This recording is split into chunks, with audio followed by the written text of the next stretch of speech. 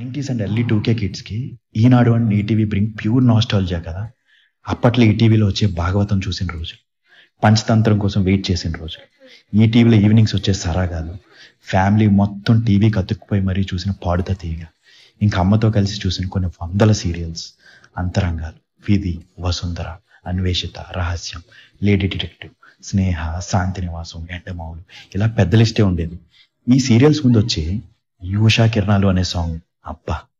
ఇంకా రాత్రి 9 గంటలకు వచ్చి ఈటీవీ వార్తలు మిస్ అవ్వని నాన్నలు ఉండరేం.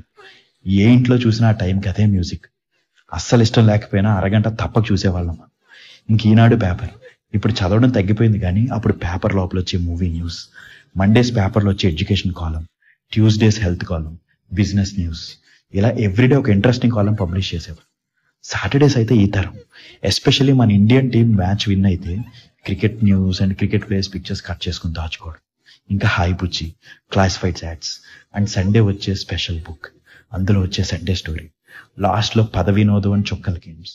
నా వరకు ఈనాడు పేపర్ అండ్ ఈటీవీ ఛానల్ లేని మన చైల్డ్హుడ్ డేస్ని ఊహించుకోలేమనిపిస్తుంది. ఇంత బ్యూటిఫుల్ మెమరీస్ ఇచ్చిన రామోజీరావు గారికి we will always be thankful to him. May his great soul rest in peace. ఉంటా అండి ఇట్లు మీరు అలాగే మోయ.